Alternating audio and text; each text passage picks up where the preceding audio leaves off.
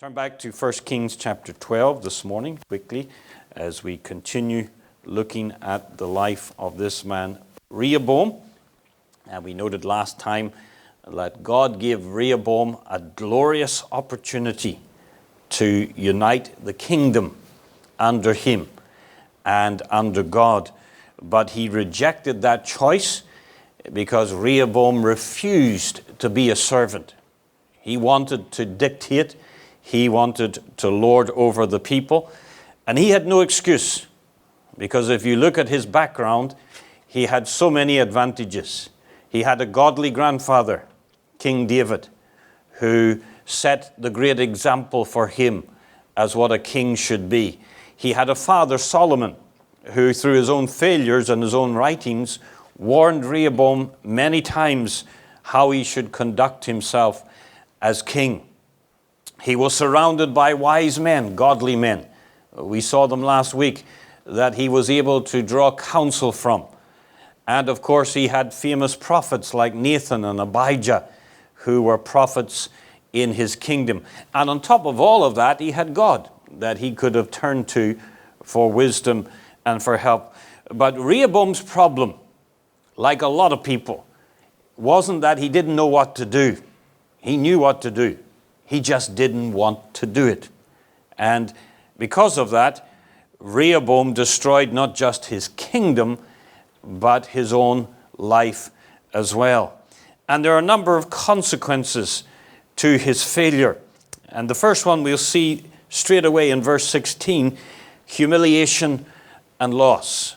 It says, "So when all Israel saw that the king hearkened not unto them," that's Rehoboam, "the people answered the king, saying, What portion have we in David? Neither have we inheritance in the son of Jesse. To your tents, O Israel, now see to thine own house, Israel." So Israel departed unto their tents. So Rehoboam's foolishness lost him around 70 to 80% of his people and his kingdom. And no doubt his exchequer was hit as well. His economy was hit as well. He lost financially, he lost numerically, he lost the glory of his kingdom, and he lost spiritually by the choices that he made. And he was humiliated on the day of his so-called coronation. The majority of the people turned their backs on him. And not only did they turn their backs on him, they humiliated him with the language. They said, "What portion have we in David? Neither have we inheritance in the son of Jesse."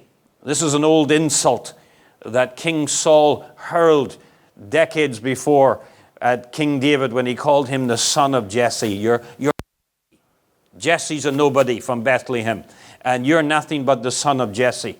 Downplaying his royal connections and the royal family, and just emphasizing his lowly roots. 50 years after or before this incident, Sheba in 2 Samuel chapter 20 does the same thing. He hurls the same insult. "What portion have we in the son of Jesse, the house of David?" And he encouraged a rebellion 50 years before this incident, when the northern tribes also rebelled against King David. So here's an old insult. An insult that's to hurt the family of this man Rehoboam, to de-emphasize his royal roots and his right to reign, and says, what right has he? Now you'll notice in the language in verse 16, not only is it insulting, humiliating, but you'll notice the people, the majority of the people don't mention one person, God. God's not in their thinking. God's not in their decisions. They're not seeking the will of God.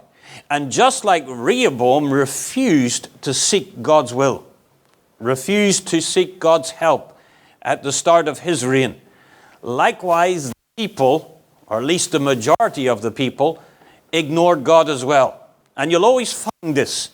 Like leader, like people. Like father, like children. Church leaders, like church members.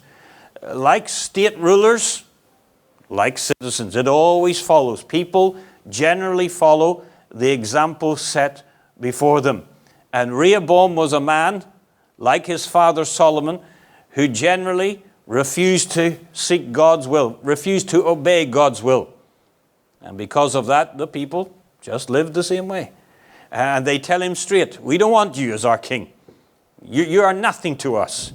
And they turned their backs on Rehoboam. And you'll see from the map on the screen what a terrible loss it was to Rehoboam's prestige and his power. He lost 70 to 80% of his territory. And the northern kingdom, led by Jeroboam, now emerges. And Rehoboam is just left with this little patch of land of two tribes, Judah and Benjamin, with the royal city of Jerusalem. And no doubt the economists of his day were telling him, wow, what a depression we're now in. Our economy has collapsed. 80% of our revenue disappeared. 80% of our taxpayers disappeared. And the glorious kingdom that you can see there, that was built up by his grandfather, King David, and became the richest place on earth under his father Solomon, has now been torn apart. And through the foolishness of one man, the folly of one man, everything has been lost. King David was king for 40 years. Solomon for 40 years. So 80 years of hard work, 80 years of investments, 80 years of building this kingdom, this empire, was all undone with a few words of foolish people. And what does it remind us as we read these verses? First of all, it tells us people are fickle, aren't they? The people that praised you yesterday can turn on you tomorrow. And if you build your identity on the popularity of people, the praise of people, you'll be very sadly let down by that. Remember the same mob who cried Hosanna when the Lord Jesus Christ came into Jerusalem, just a few days later cried what? Crucify him. Crucify him. And the people that were loyal and served the house of David, the kingdom of David, weren't long in turning their backs on it, the majority of them, and running away. And of course, a second reminder as you read this story is this, is that don't get too attached to achievements, monuments, legacies, buildings, because these things can quickly be lost. Everything that David and Solomon built, or not everything, but the majority of it, was lost in just a moment of time. And as a reminder to you and I, don't get too attached to the things of this world.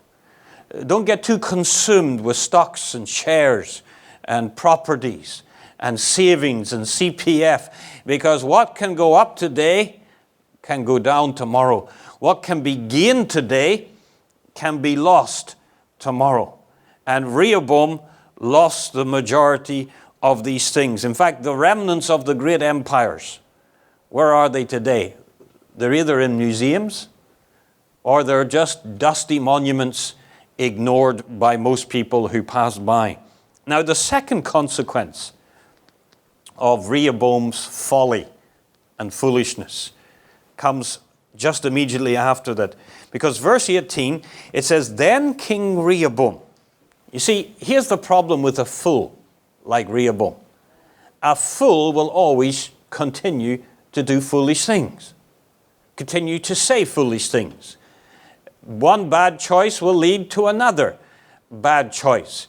Leopards don't change their spots. That's why you're a fool if you hang around with a fool.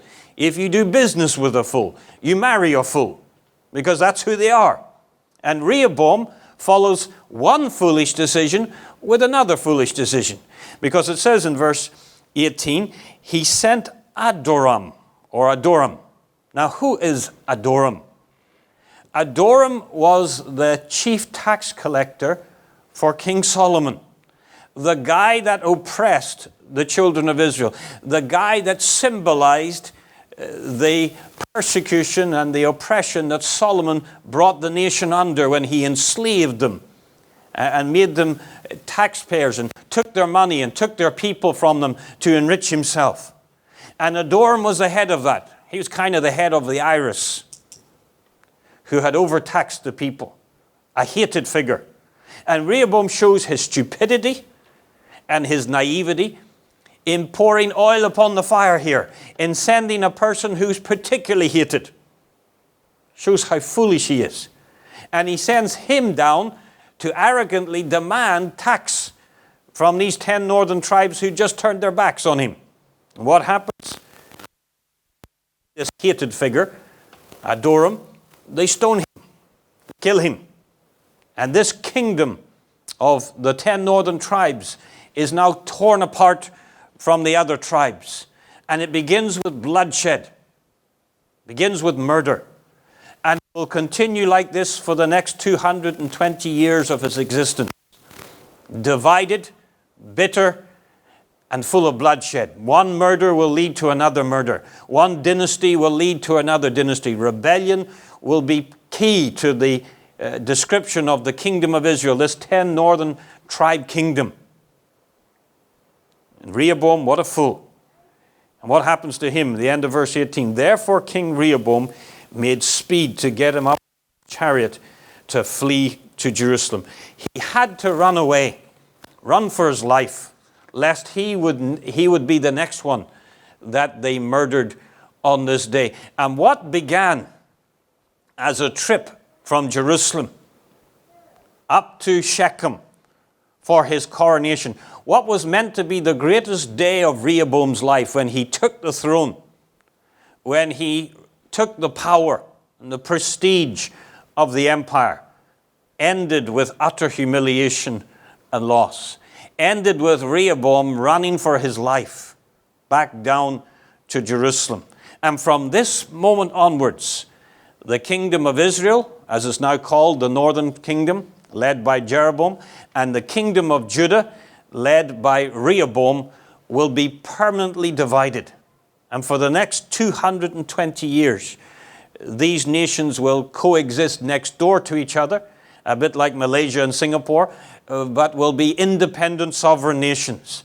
And the split will be permanent, thanks to the folly of Rehoboam. And the sad thing is, these people had so much in common. And often people who have so much in common fall out the most and fall out the worst in their divisions one for another. Many years ago, in the Bolshevik Revolution at the turn of the 20th century in Russia, when the Bolsheviks swept into the city of Moscow to take it over, where were the churches? The churches were meeting in a grand building in Moscow. And what were they doing? They were fighting over a dispute. And what was the dispute about? What length should the candles be in the church? That was what the argument was. And what they were dividing over. And often people who should know better end up in bitter disputes. And typical of foolish people, Rehoboam adds more foolishness to his decisions. Because in verse 21 we're told, and when Rehoboam was come to Jerusalem, what does he decide to do? He gathers the house of Judah, the tribe of Benjamin, the two tribes he's left, 180,000 chosen men, 180,000 men, which were warriors. What's he going to do? To fight against the house of Israel, to bring the kingdom again to Rehoboam, the son of Solomon. Now, why do I say this is folly? Well, number one, God has already stated, prophesied through Ahijah the prophet, that this kingdom was to be rent in two. This is God's will. This is God's plan. And Jeroboam was to be the next king over the 10 tribes in the north. God had already stated this as a fact. And this is God's prophetic future for the nation. And yet Rehoboam still refuses to accept God's will. And he says, rather than accept God's will, rather than submit, rather than repent of my own arrogance, my own foolishness, what does he do? I'm going to compound my folly. by going and causing a civil war. Now, why was it such foolishness? Number one, because it was against God's will. And number two, because Rehoboam likely would have got hammered, slaughtered. Jeroboam, who was leading the 10 northern tribes, he had the majority of the people on his side. And Jeroboam was a very experienced, charismatic individual, very talented man. In fact, that's why King Solomon, who could read people like a book, appointed Jeroboam to a very prestigious position because of his capabilities, his talents. And Jeroboam would have been a very formidable foe. He would have been a far more formidable leader of men in battle than an individual like Rehoboam. Rehoboam was just a playboy prince who had never done a day's work in his life. Soft hands, soft heart. That was Rehoboam. A man who couldn't stand up, no doubt, in the heat of the battle. And here's Rehoboam, this soft playboy prince. He says, well, I'm going to start a war now. And I'm going to take my little army, and I'm going to up and face this great leader Jeroboam and his great army, and I'm going to crush them. No chance. Utter foolishness by Rehoboam to even think. And here's a man, Rehoboam, and you'll see this throughout his life, who just keeps on making mistake after mistake after mistake. Bad choice after bad choice. You've heard me say this before. Everybody makes mistakes, but only a fool refuses to learn from his mistakes. King David made mistakes, but he learned from them. He made some terrible mistakes, but he never repeated them again. When David committed adultery and murder and was forced by God to repent of it and dealt with by God, he never repeated it again. Never got involved with other women like that again. And he learned from the terrible mistakes he made. But Rehoboam doesn't. He just keeps on going. And if God doesn't intervene here, this kingdom of King David, this empire, is not just going to be torn apart. It's going to be obliterated. Because the southern kingdom, the two tribes of Benjamin and Judah, they had some powerful fighters also. They were not insignificant. We know from the Bible that Benjamin was the warrior tribe. It was the tribe that King Saul was chosen from. They were left-handed men, the Benjamites. They could throw stones.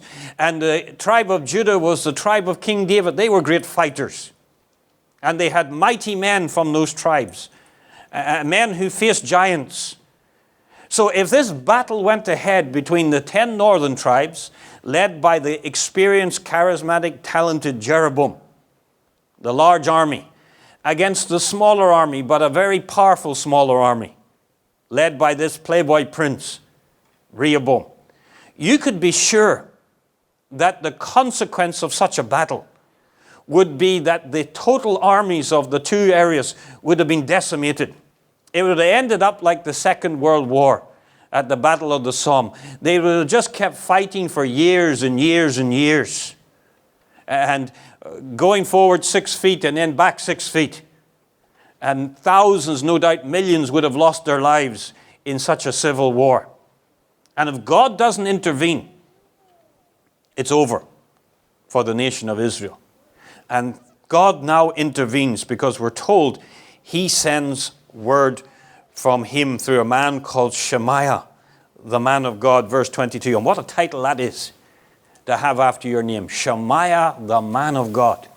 And Shemaiah comes down in verse 23. Speak unto Rehoboam, the son of Solomon, king of Judah, and unto all the house of Judah and Benjamin, and to the remnant of the people, saying, Thus saith the Lord, Ye shall not go up, nor fight against your brethren, the children of Israel. Return every man to his house, for this thing is from me. God says, this is my will. This is my choice. I want this kingdom divided. This group needs to be removed, these 10 northern tribes, in order for the two tribes to continue on for further generations. And God says, this is my purpose, This is my plan. Don't resist it. It will be disastrous if you do. And the remarkable thing, it says at the end of verse 24, they hearkened therefore to the word of the Lord and returned to depart according to the word of the Lord. It wasn't a lack of courage that made them do this. They weren't afraid to go to war, these southern tribes. It was because they heard God's voice. And even in this dark story, where nobody's listening to God, there's a remnant that are. And it's no surprise that the southern kingdom becomes the kingdom where there eventually emerges some righteous kings and righteous people. And the northern kingdom ends up in total apostasy and total destruction throughout the 220 years of his existence. And God has to intervene because Rehoboam can't be trusted to intervene. A foolish man like him leaves the nation in this disastrous situation. Now, let me say this. Sometimes, as much as we love people coming together and the unity amongst the people of God, sometimes it's better for them to go their separate ways. And here's a classic illustration of it. Sometimes for the good of the work of God, some people have to leave. Some people have to be separated. And later on we'll discover why. Because they can become a cancer. They can bring sin and their rebellious nature into the rest of the people of God. And here God says to Rehoboam and the leaders of the southern kingdom, let them go. Don't fight with them. It'll be for the best if they go.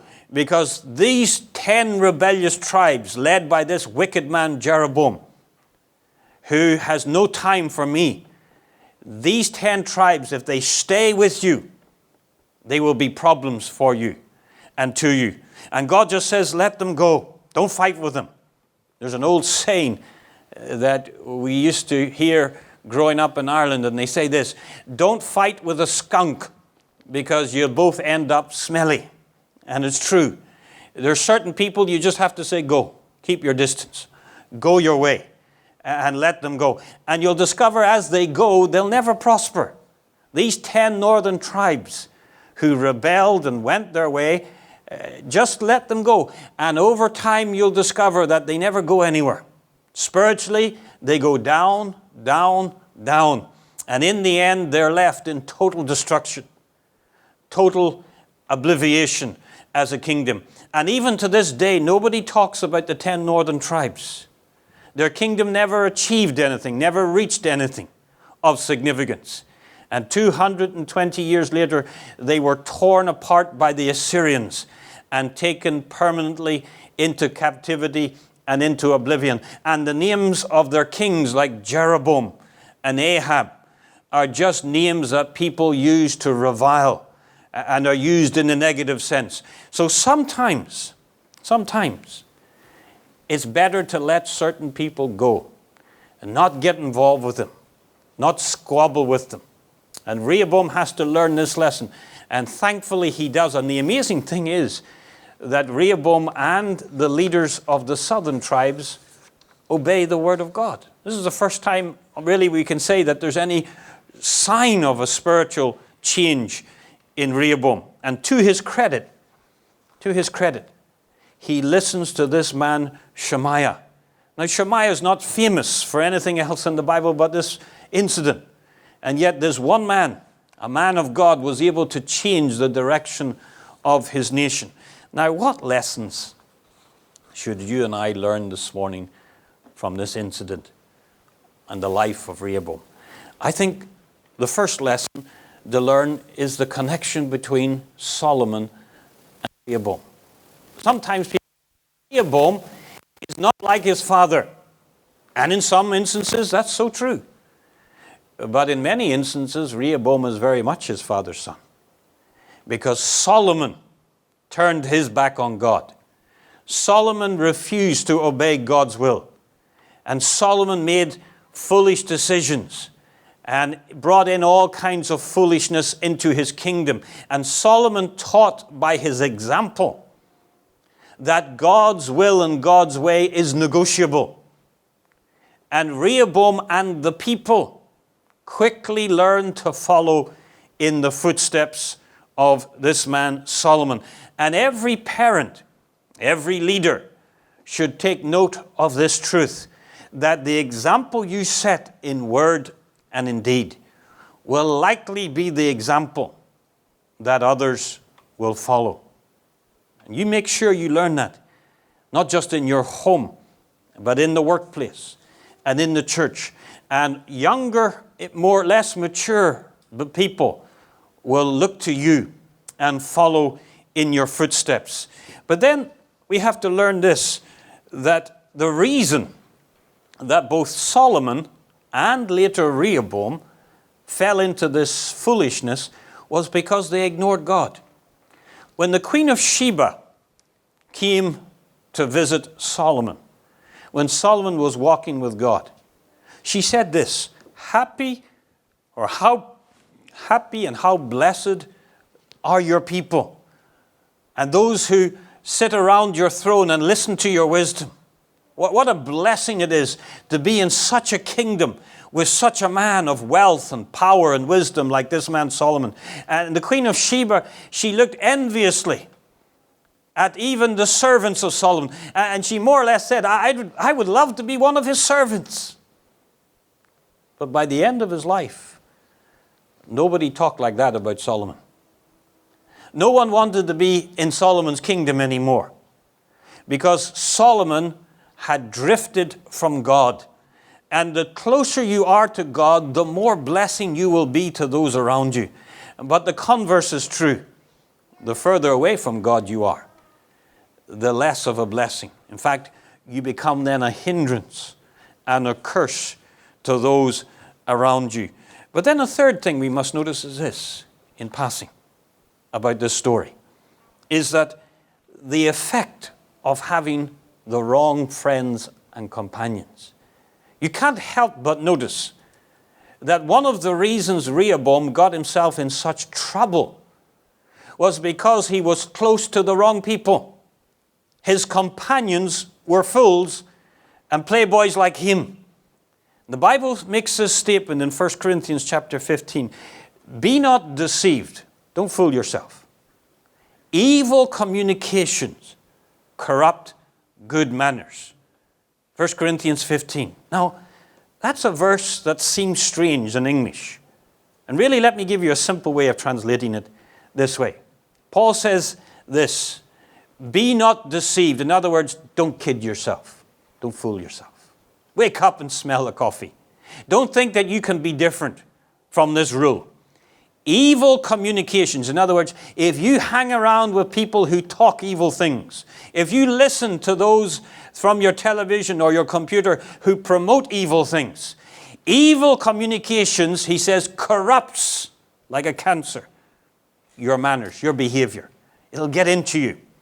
And if you hang around with the wrong people, eventually their language, their vocabulary, their ideas, their values will get into your soul, get into your thinking, get into your decisions. And let me ask you a question. Who are you friends with today? Who's your closest buddies? Who do you like to hang around with? Who do you like to read the most? Who do you like to listen to the most? And you just audit your own life and you'll discover those are the people and the values that you will eventually share and be influenced by. And you'll notice as you go through the Bible, those who walked with God often had godly friends to walk beside them. We've been looking at the life of Moses. And who did Moses keep alongside him? Joshua, Aaron, Caleb, and men like that. And even Miriam, who walked with God for much of her life, she was close to Moses. And Moses was very careful with those around him. And he kept friends with those who were close to God and were in touch with God. King David, who was his best friend?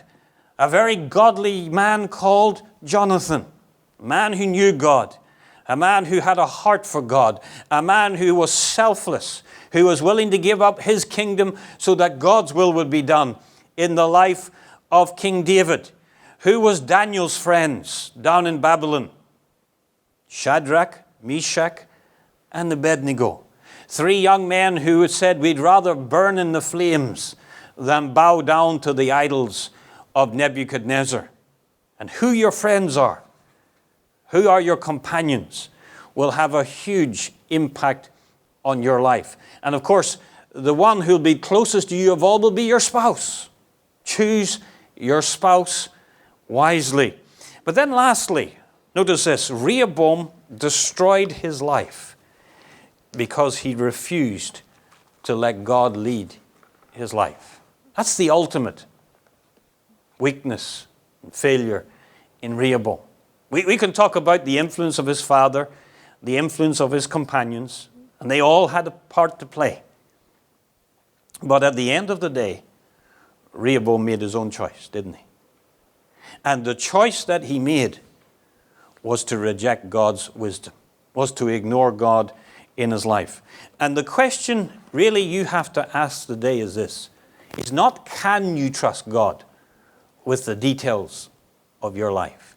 The question really is, will you trust God with the details of your life? And if your answer to that is, I'm not sure, then you're a Rehoboam. You're just a modern day Rehoboam. And the church today is full of Rehoboams.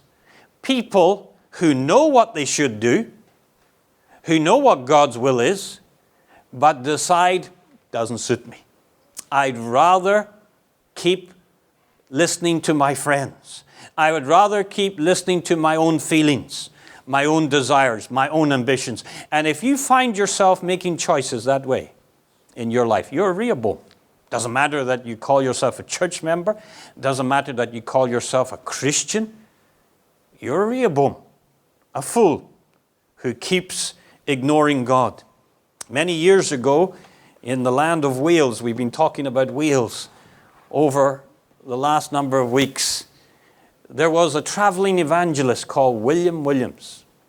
You used to see him first name as his surname. I don't know why. His mother must have run out of names. And she called her son William Williams. William Williams was called by God to go around Wales preaching the gospel on a horse. For the next 43 years of his life, he went round the land of Wales on horseback. And everywhere he went, he traveled 100,000 miles. He would take the Bible out in the Welsh language, and he would preach in Welsh, and he would preach in English.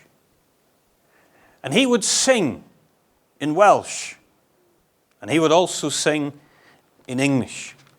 And as he thought about his life over many years, 43 years, of preaching the gospel and seeing multitudes converted, William Williams sat down one day and he took a pen and he took a piece of paper and he wrote these words, "Guide me, O thou great Jehovah, pilgrim through this barren land. I am weak, but thou art mighty.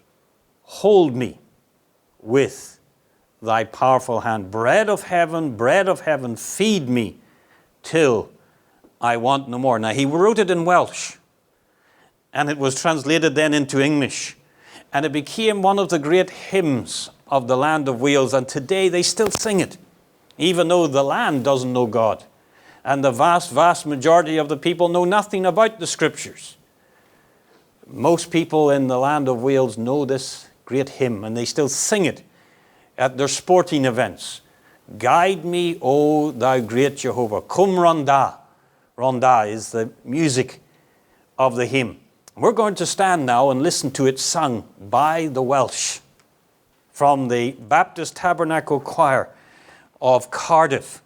And as you listen, they'll sing it first in English and then they'll finish off in Welsh. Think about those words.